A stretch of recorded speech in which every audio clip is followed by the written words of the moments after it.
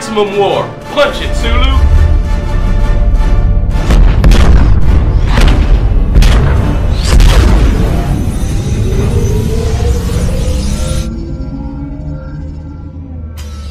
Is the parking brake on? No, sir.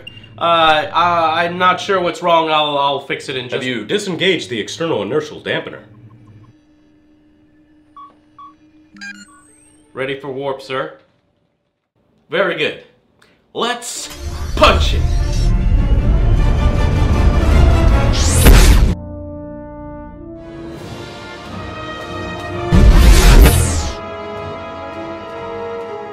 Excellent. Helmsman, set a course for... Shit! What is happening?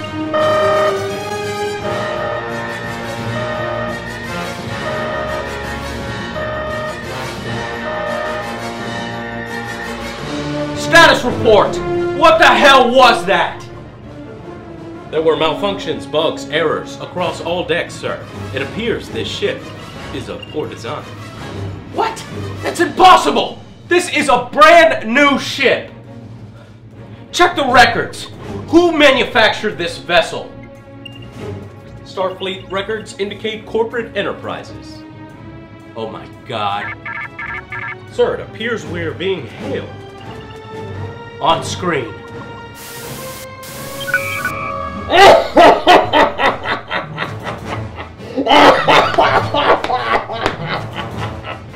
Oh, too much! Oh, too much! You actually bought the ship! Oh, people so gullible these days. Captain Angry Joe. I gotta give it to you. Well, welcome to your own personal hell!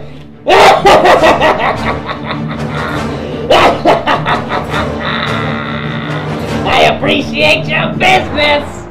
Engage! Damn you, corporate!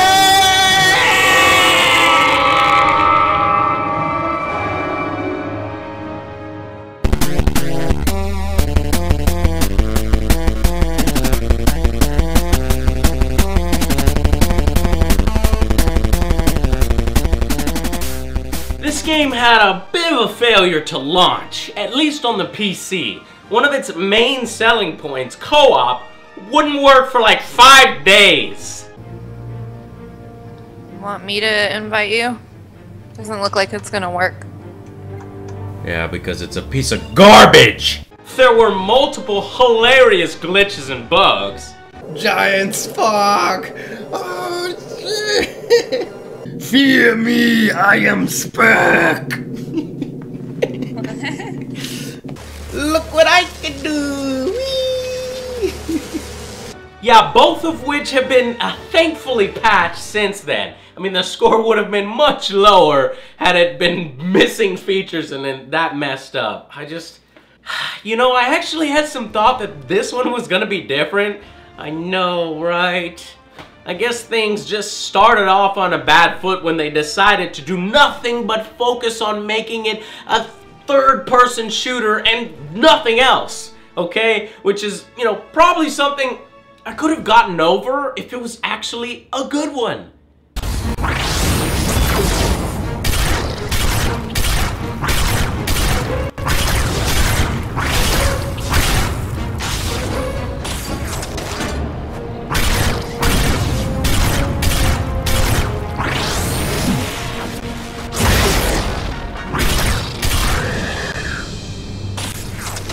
But it's not really. You know, it's certainly not the worst movie license game I've ever played. There's a tagline for marketing.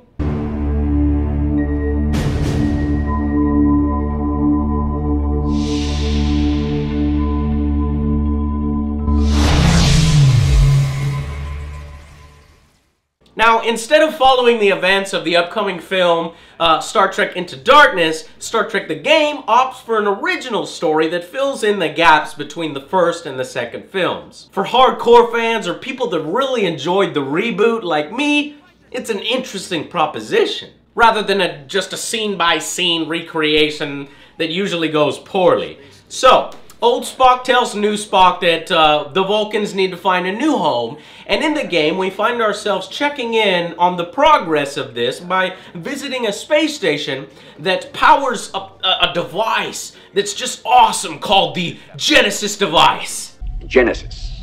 Genesis, what's that? Don't insult my intelligence, Kirk.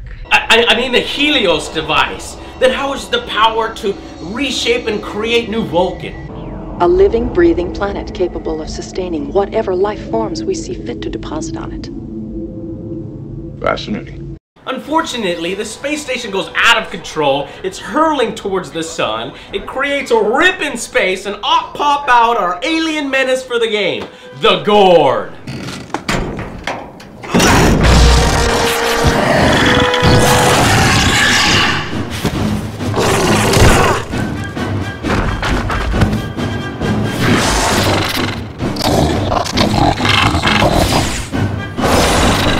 Now you might remember them from the original series where our beefcake captain does battle with them in a hilarious, and the guy's in a hilarious rubber suit.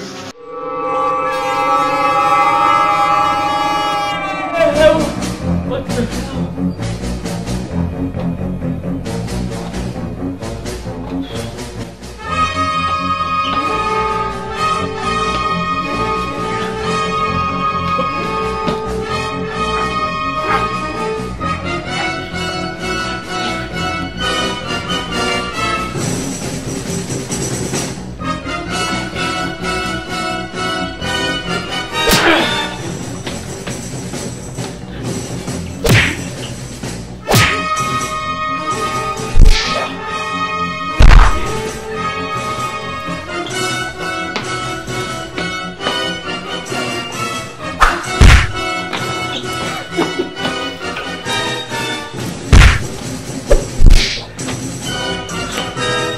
However, here the Gorn have been updated for the modern age, basically turned into smart velociraptors of various types.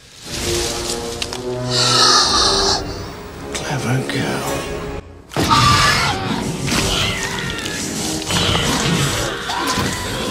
They soon steal the Helios device for themselves, and it's up to Kirk, Spock, and the rest of the crew of the Enterprise to put a stop to them before they go on a murderous planet annihilating rampage across space.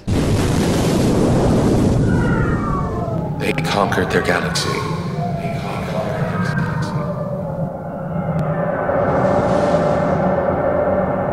Crushing every planet they encountered.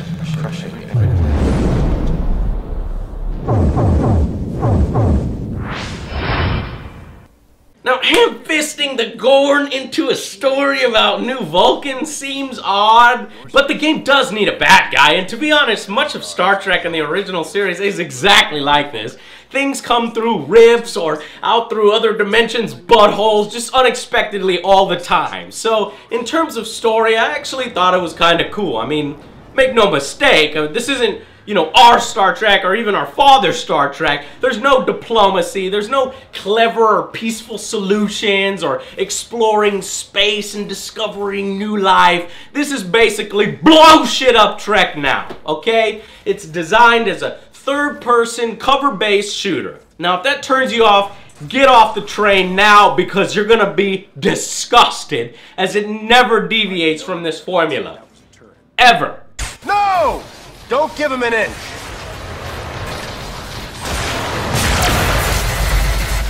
Ambush! Their numbers are overwhelming. Surrender may be our only option. Now, it wouldn't have been so bad if they balanced these shooting gallery segments with some thoughtful analysis, some diplomacy, some exploration, but there was no room for that here. Instead, what you have is essentially an interactive movie, a very directed, linear, cinematic experience filled with plenty of cutscenes, you know, often too much so. Officer, where is the captain of this station? This way. You must hurry.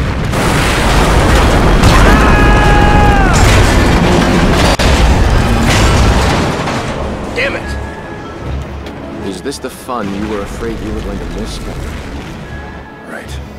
Now, if you can get past the fact that it's not the thoughtful trek, it actually ends up one hell of a ride, at least for Kirk and Spock. There's certainly plenty of action, okay? That's the one thing you can say about the game. It never lets up. You're gonna be flying through space in jumpsuits, experiencing mind melds, doing some cliff jumping, soaring like birds. You'll be fighting some infected Starfleet, various Gorn varieties on New Vulcan, on the Gorn homeworld, and the Enterprise itself.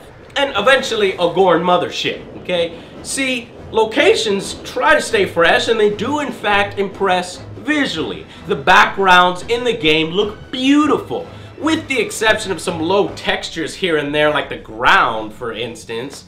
The PC fares better in terms of this, like character model, texture quality. It's certainly not the best, but I don't agree that the graphics are terrible, at least not on the PC, okay? Even Kirk's hair is done well, and it is really hard to do hair.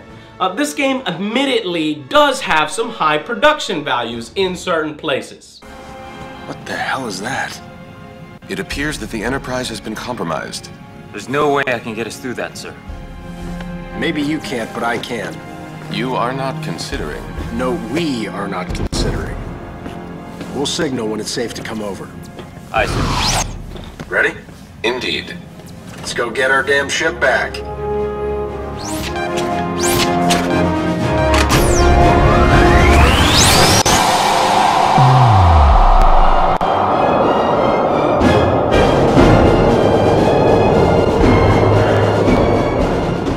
What self-respecting fan wouldn't find it a fun proposition to run around on the new Abrams Enterprise just looking at its design? I loved every second of that. I just wish I could explore and do more. You know, I need a Western RPG that's Star Trek themed in this new universe. Because in this third-person shooter, it just wasn't a priority to make anything functional. It's basically all window dressing. Beautiful window dressing. And that's a shame. Now, I don't know why, but I've always sort of liked the Gorn. Maybe it has to do with me liking space animal species like space cats and space lizards, or maybe it's their new badass language.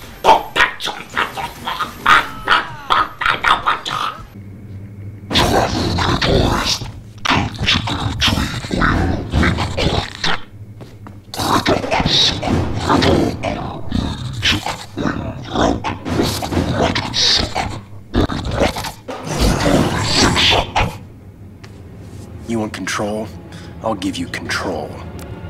Captain, that is inadvisable. Don't worry, I got this. Yeah, well, they make for great evil baddies, okay? And the game does have some funny, well-done dialogue and other banter back and forth, especially between Kirk and Spock. This is clearly a job that Mr. Scott and a few ensigns could handle. But then I'd miss all the fun. Sir, the more prudent choice would be to stay on the Enterprise and wait for a response to our hails. Oh, you're right. Lieutenant Uhura, any response to our hails? None, sir. Well, looks like I'm going. Now, the full cast reprises their roles and everyone does a fantastic job voice acting. It's easily the best part of this game, okay? It sells you that this is an actual in-canon story and it works. You know, Spock still has his relationship with Uhura. The Doctor complains in his classic lines. Don't let them through! Damn it, this is a hospital, not a shooting range. Scotty is funny, and his little helper from the movie even makes a cameo.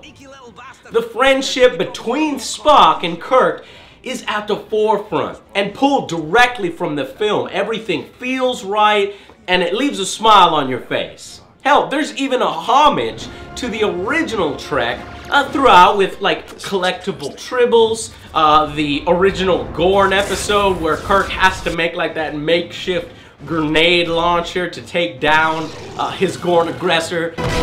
Nothing appears to be working, Captain. I can see that. Perhaps if we had another weapon.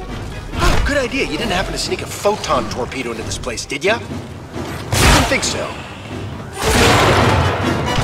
And even a gladiatorial fight between Kirk and Spock. Even if the game's mechanics can't quite live up to that epic final moment. Now, where the game starts to fall apart is pretty much everything else, okay? The game is filled with bugs and glitches. The co-op in the PC version was completely broken and non-functional at release, which for my first playthrough left me with the AI partner, and oh my god, he's a moron, okay? He's gonna frustrate the hell out of you, regularly getting stuck and for no reason at all, and making required co-op puzzles impossible without a checkpoint reset. Move, god damn it! Fuck! No. No? I'm Captain Kirk. You don't tell me no. I'm the captain of the ship, Spock. I am afraid not, sir. Yes, I am. Oh, you want me to fix your shield, Spock? No. I am afraid not, Captain. You follow me. Are you serious? Spock, climb the ladder. This way.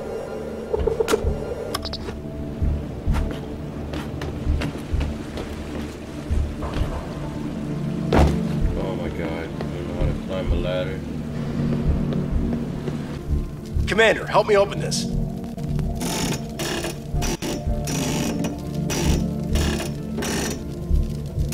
Spock, help me open this. He's useless as a combat partner, doesn't engage regularly as he should. Sometimes you pass right through him, other times he acts as an immovable object, just blocking you and others and just completely ignoring your orders.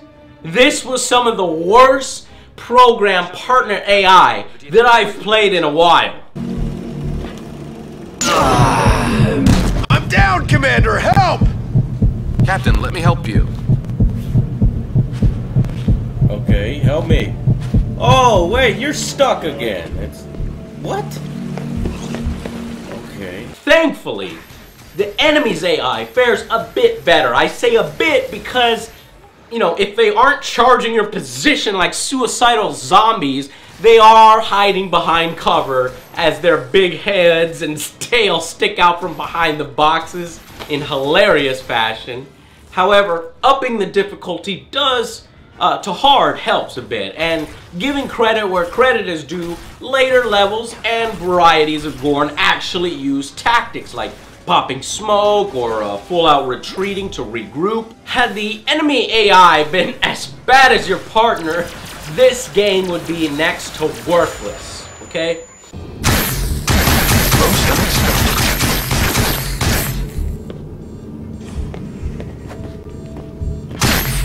Most impressive, sir. The cover system in a third-person shooter is a pretty important aspect. Unfortunately, it's crap here. You know, I would take damage as shots would just pass through my cover from time to time or from weird angles. I often found that just side strafing or standing behind cover in, you know, a generic way was just like a better tactic, okay, instead of actually sucking into cover. At certain points of the game, that offers up optional objectives, commendations to try to play the game stealthily, but it offers little to no feedback on how you're doing. So combine that with the silly ass AI, and it's really best to just ignore Starfleet's recommendation, okay? F that, and do what the game is clearly designed to do, which is shoot them all in the face! Shit. There are numerous other gameplay issues, some of which break balance or immersion. The phaser stun upgrade can one-hit nearly anything in the game, making most weapons other than that useless, as you know, you can just run up and melee them. X knocks them out immediately.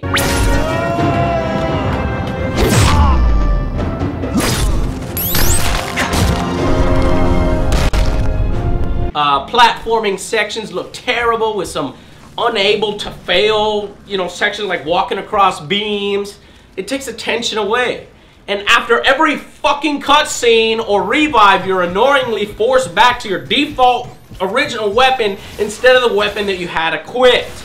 Okay? The game makes a noble attempt to include the tricorder, and thankfully, in terms of gameplay mechanics, it's certainly more useful than, say, the motion tracker from Aliens. But naturally, when I first whipped it out, I was trying to scan everything from dead bodies to blood on the ground to various other, tech items.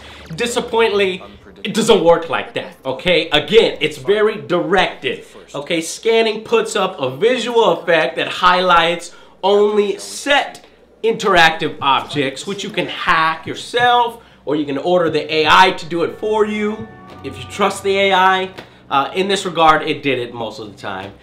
However, there are a few that require both characters at the controls to complete. These average minigames get the job done. At least in single player, I found myself doing everything I could to skip them. I mean, later on, you can start to scan bodies of new enemy types, though, and various items to get snippets of funny text from Scotty, or you can activate sprinkler systems to put out fires.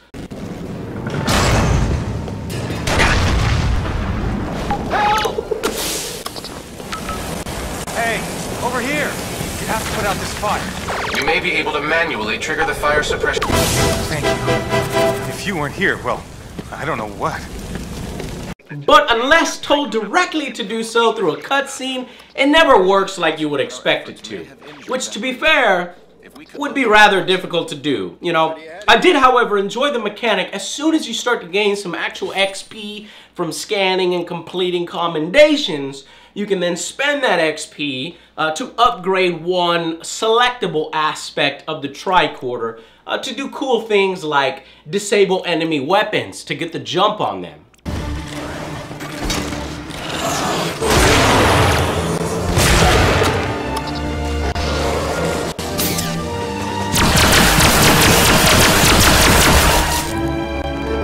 Now that was fucking awesome, and I wish more stuff like that was in the game. Unfortunately, a lot of the other options there have no use at all, such as hiding the body, because the AI just isn't smart enough for that, and not once did a situation arise where that would be useful in the least. Okay? Finally, it's not Star Trek without the Enterprise. Uhura, get me Starfleet Command. Sulu, set a pursuit course. We're going after them? So one question on everyone's mind is, can you take control of the actual ship? Hell no. Okay, not unless you count a damn confusing, lazy turret sequence. And while it's visually impressive, it's got no substance. It's an on-rails shooter. Worse, I kept getting killed because I didn't realize that for some reason, Starfleet thought it would be a good idea to play red light, green light with their shields. Mr. Chekhov, please raise the shields. And lower them. And raise them again. Mr. Chekhov, please lower the shields. And raise them! Lower the shields, raise them! Lower them, raise them! Lower them, raise them! Lower them, raise, lower, lower, lower, lower the shields. You engage your shields only when the missiles are about to impact, okay? Only through trial and error did I figure out that one with no explanation or logic to it. It's rather insulting that this is the only interaction you get with the actual Enterprise, okay? Playing as Captain Kirk, though, I powered through the game myself in about 8 hours, which is substantial for one of these types of games. I expected it to be a lot less. However, the game was marketed as a great co-op experience. Except for it not fucking working.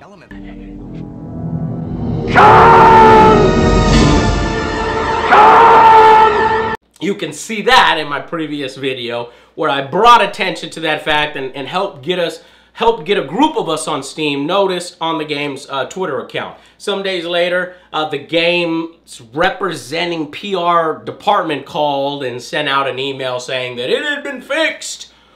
Only it hadn't, at least not for me. I offered to test it with one of their QA guys, and they definitely were committed to getting it to work as fast as possible, okay? And it did get fixed. So finally, when I was able to play this co-op, it essentially breaks down to press X to cooperatively pry open doors.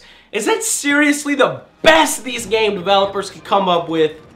The mini games and the co-op activities are mostly doors and hacking. Maybe once or twice throughout the whole game, you'll have Spock or Kirk have completely separate like little objectives or events, like when Spock is attacked by a Gorn while you are hanging off a ledge, but they are few and far between and just underutilized. No, the actual benefit of co-op is to replace the fucking terrible partner AI. And you can rest easy knowing that you can share your pain with somebody else rather than playing the game alone. Okay? We are going to have to time our movement. Elastic Man. Though the one innovative thing I could think of was a space exterior level where you get to use a teleporter gun to teleport your partner to different platforms to get across this crumbling station. But this isn't Portal. No, I mean, it's restricted to pad teleports only, which are conveniently placed all across the section on walls and under, and who the hell designed to place all these pads on the walls and the ceilings, okay? This stupid. Cold, mindless, and capable of human emotion. Kinda like Spock.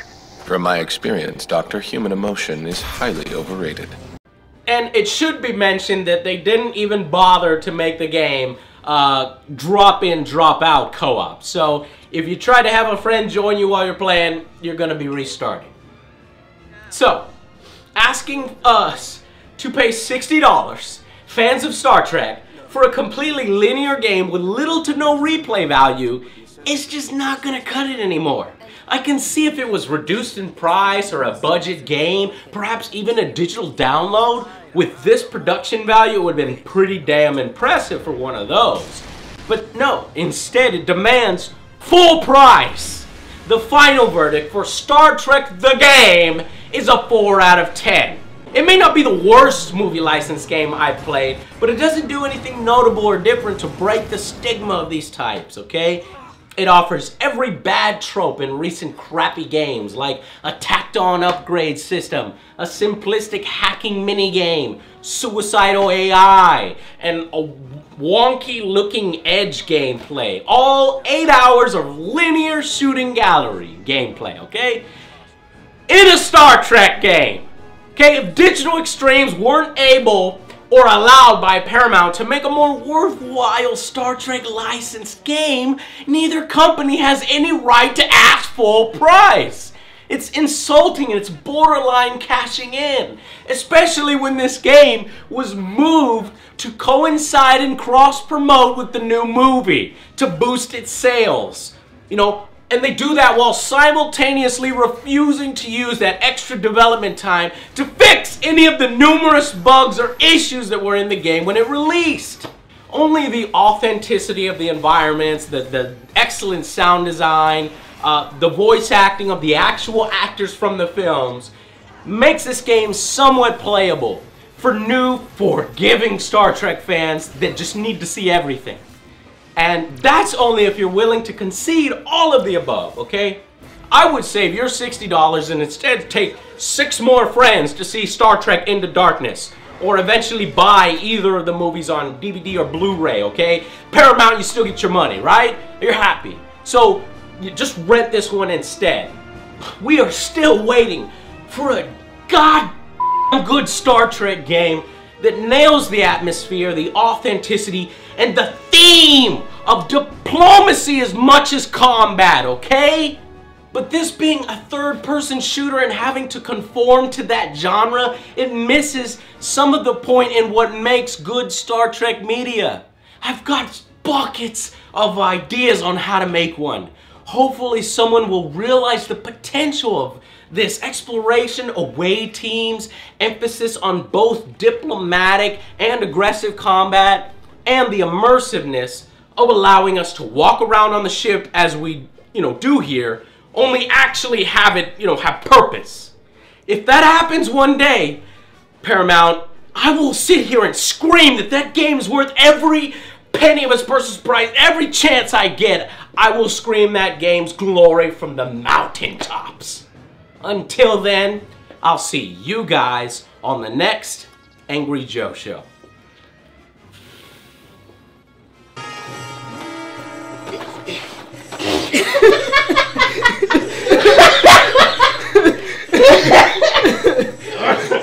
That's a keeper. Okay. So yeah, this, and then I have you around. I have my arm around the girl like this. So it's almost like I'm holding you towards me. That's what Kirk does. Okay, you ready to go? And go. No, don't caress me. Like you're gonna bite my face.